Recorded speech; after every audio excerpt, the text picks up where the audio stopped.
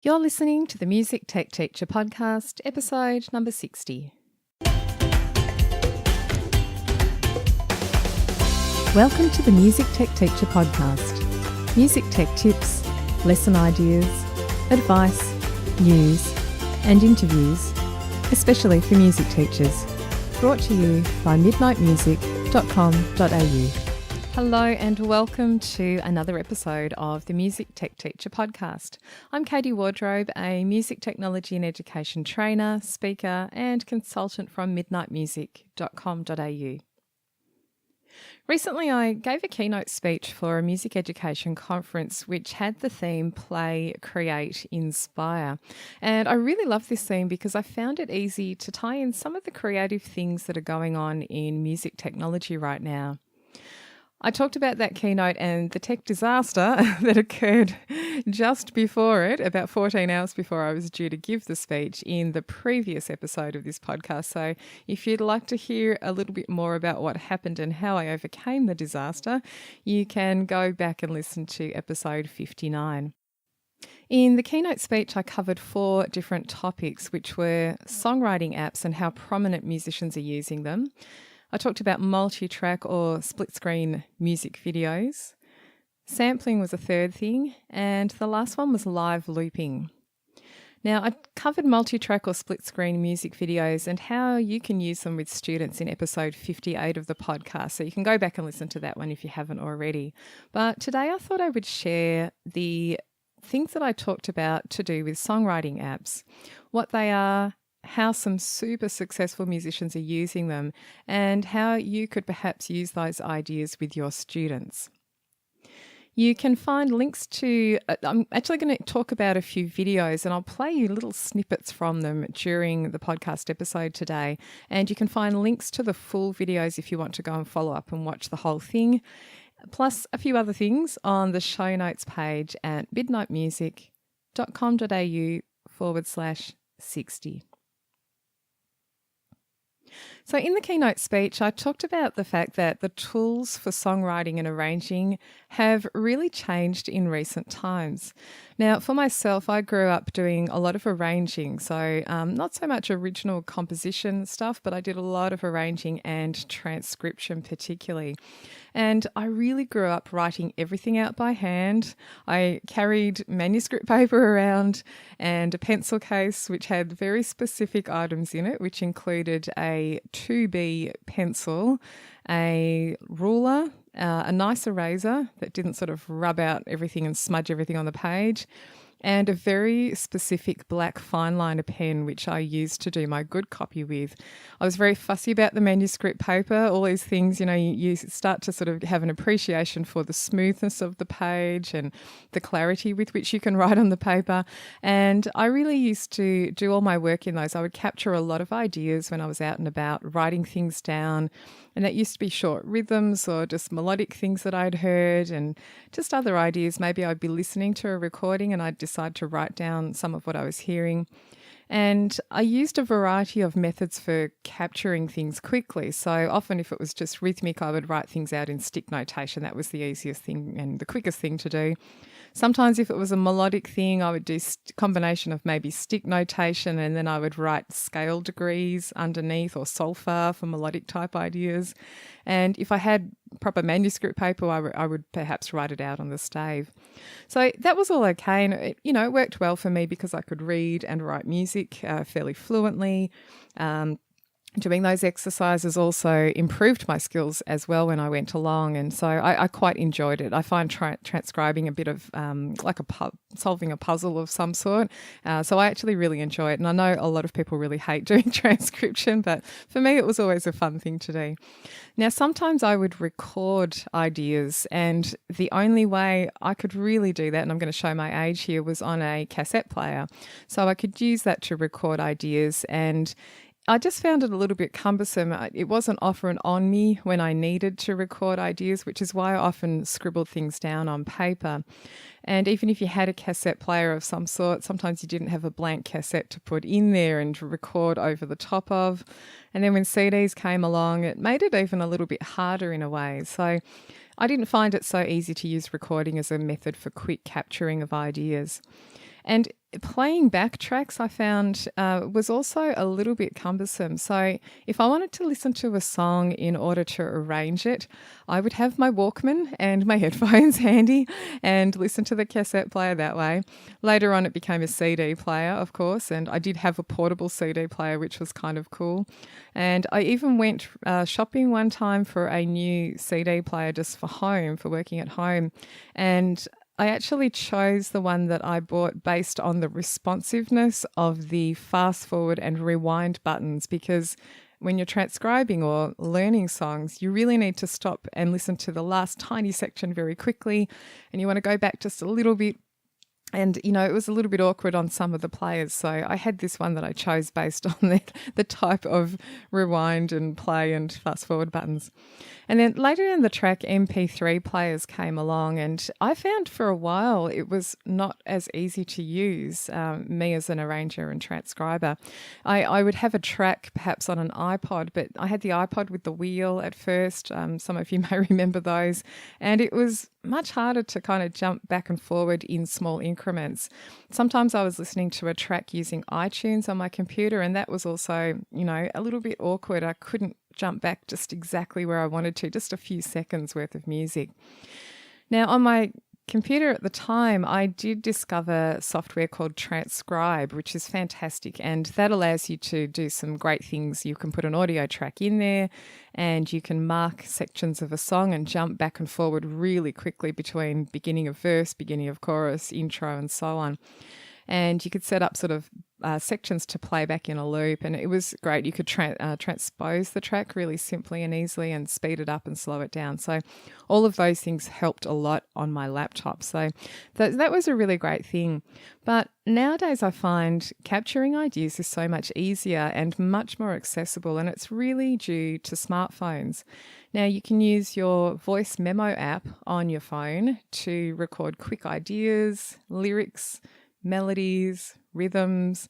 If you're an iPhone user, you've even perhaps got the music memo app on your phone, and that is specifically designed to capture quick ideas, and it will even attempt to add a rhythm to the thing that you've sung into it or played into it, and even harmony as well. I've had very mixed results with that, so I don't use it very often, but probably the technology will improve over time, and that will make things a lot easier. And of course, if you've got a smartphone, you can usually find some kind of app, and iOS users, will have GarageBand, access to GarageBand, and Android users have, there's similar sort of equivalent app options, but using those apps, they're a bit more fully featured. You can record a quick melody using on-screen instruments. You can record quick chord progressions using smart instruments. You can capture drum patterns or make something up on the fly. And this is all kind of much easier. It makes my life a lot easier. Multitude of other apps that will help you as well with those sorts of things. Today, I wanted to share the way that 3 prominent musicians are using their smartphones to help them with songwriting, because I find this sort of thing quite inspiring, I suppose. And the underlying thing for me is that really you don't need fancy equipment to be creative. You can do a lot of what you need to do with just very simple tools that you probably have in your pocket. So the first person I'm going to talk about is Charlie Puth, and he describes the Voice Memo app as his number 1 songwriting tool. Now, Charlie Puth's had lots and lots of top 40 hits, including the song Attention. And there was a video that I came across on YouTube some time ago, and he talks all about the making of the song Attention, and it's a really great video. I'll link to it in the show notes so that you can watch the whole thing. It's really worth watching, a great one to play for students as well. But in the video, he talks about the way that he captures his ideas, and he uses his smartphone and the Voice Memo app. And it turns out that the reason he named his latest album Voice Notes is because of his use of the Voice Memo app. I'm going to play a really quick clip from that video, and you'll hear Charlie Puth talk about writing songs, and you'll hear him actually play a couple of actual voice memos directly from his phone. If you go ahead and watch the video later on, you'll see him holding his phone up to the microphone. And I just found this really inspiring, and because it's just such a simple thing and a simple way to do songwriting.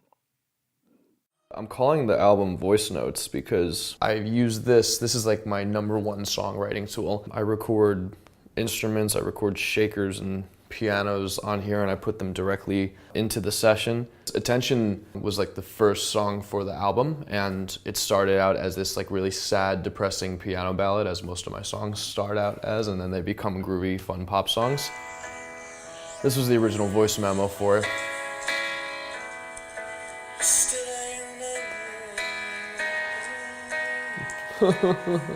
So depressing. And then it became a little bit more exciting. I wonder if this is the track here.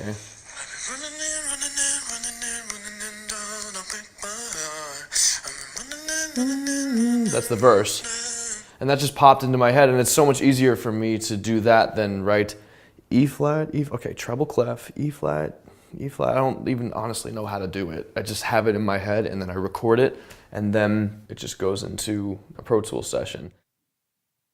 Now, the second example I want to share is by a songwriter called Sarah Aarons. She's 23 years old. She's actually from Melbourne, which is where I'm also from as well. And she currently lives, I believe, in LA, where she's doing some great things with songwriting. She won an award in Australia earlier this year, and she was named the Breakthrough Songwriter of the Year. And she's co-written some of the biggest pop songs of recent months, including the song The Middle, which has had lots and lots of airplay. I know here where I am, I'm sure where you are as well, it's been, played a lot on the radio, and it's been in the top 10 and so on for so long now. And she was quoted in an article saying, "The piece of gear I couldn't do without is my iPhone." So again, I came across this video of the making of the song The Middle. And in that video, she shows herself kind of like, she talks about how she's sitting in the back of her room just typing things on her phone because she's working out lyrics and capturing ideas that way. So I'll play a short clip from the YouTube video. The first part is where she's talking about using her phone to write song lyrics, and then you'll hear the voice of one of the other music producers who worked on the song with her, and he also chimes in about her sitting in the back of her room with her phone up. You'll also hear her original voice memo, which is for the song. It was her sort of capturing the initial ideas for the melody. And if you know the song quite well, you'll recognise this part of it. And then later on, you'll hear them play Sarah's original vocal demo for the song, which was recorded after capturing her voice memo ideas. I'm this guy. I sit in the back and I'm like, cool. Is she on Instagram? Is she on Twitter? Or is she writing? But she's writing. She actually is. I only really put the voice memo on if I think I'm getting something good. Baby, meet me in the middle. Come on over. I just want you to come. Yeah. She wrote for 10 minutes and she's like, I'm going to go in the booth and let me sing it. Let me know what you guys think. That was literally the first thing we heard. Oh, baby, why don't you just meet me in the middle? All three of us literally just scream of excitement. I'm losing my mind just a little. So why don't you just meet me in the middle? The third example I wanted to share is a young music producer called Steve Lacey. And I think he's around 19 years old now. And he's worked with people like J. Cole and Kendrick Lamar. And he grew up wanting a MacBook Pro because that's what he saw most of his musician friends using to create music. He didn't get a MacBook Pro, but he ended up at some point with an iPhone, and he started using the GarageBand app. And after using it for a while, he decided he really didn't need all the fancy gear that he thought he did initially. So he really didn't need Logic Pro or GarageBand, the sort of more full version on a MacBook Pro. But the app on his phone was quite adequate for what he wanted to do. So again, I'll play another short audio clip from a TED Talk that Steve gave. And in that, you'll hear him talk about how he uses his iPhone and how he wants to inspire other people to just use what they have on them. Then you'll also hear him play a couple of examples, and they're coming directly from his iPhone. When you watch the TED Talk, you can see him holding the phone, and they've got the screen of the phone projected onto the data projector, and he plays some tracks from the couple of pieces that he has on there. I just had this really big plan for it to just inspire and give the message of like, just use what you have, you know? I wanted to make the best possible project that I can with this little thing. Like I recorded everything, like I plugged the guitar in, I layered vocals, mad vocals, just on this phone. It was, it's a beautiful experience. I don't know what, but I feel it coming. iPhone recorded, mic stopper. Might be so sad, might leave my nose running. I just hope she don't wanna leave. Don't you And then me up, please don't give up I go ham. on me. I belong with you, only. But yeah, I just realized that I didn't need what I thought I did. And that's what I like to call the bare maximum, the epiphany. So why share all of this with you, and what can it mean for your students? As I mentioned earlier, the underlying thing that I love about this is that there's no need for lots of fancy gear to be creative. You can just use what you have. So your students may or may not be allowed to use smartphones at school, but when they're out of school, that might be an idea for some of them, if they have them, to capture ideas when they're on the go. Even if you in your classroom have access to a few iPads or even a class set if you're lucky enough, they can also be used in the same way to capture these ideas. So using devices in this way allows students to foster a composing habit, or that's the way I think of it. It's that idea of anytime, anywhere creativity. Take advantage of the fact that you can capture ideas and create some beats and capture lyrics on the go. Students could do this to build up an idea sketchbook, and I think that it's quick and non-threatening in a way. There's not a need to get out fancy microphones and set things up and be in a studio and have a mixing board with lots of buttons that you don't know what to do with. Just using a smartphone or an iPad can be just a quick, easy way to get started. Very simple tech required. So you can use smartphones or iPads to capture short, improvised melodies, maybe just a chord progression or two.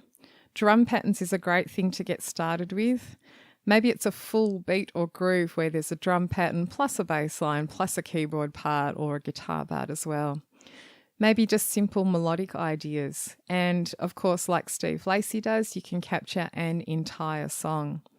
He, in fact, said in part of the TED Talk video that he gave that his manager went out and booked him some studio time or bought him a studio. I can't remember. They got access to a full studio and he ended up not actually using all of the equipment in the studio. The manager walked in and found him sitting in a back room on the floor, still just using his phone. So I think it's a great example of the way that you can use just what you have to get started with creativity. So I hope those ideas are useful to you. Maybe you'll think a little bit differently or encourage students to think a little bit differently about just making do with what they have. And then, of course, once you've captured these ideas or put together something, it's at that point that you could take it into more fully fledged software and fill it out or be a bit more creative and extend the ideas a little bit further into a full song. So that's it for today's show. If you'd like more help using technology, you can come and join me inside the Midnight Music community, which is my online space for music teachers to learn more about technology through online courses, video tutorials, lesson plans, and get personalised support. For more information about the community and a special offer for podcast listeners, you can go to midnightmusic.com.au/podcast offer. The Music Tech Teacher podcast is hosted by me, Katie Wardrobe. You can find more information and links from today's episode at midnightmusic.com.au/60. Thanks for listening, and I'll see you next time.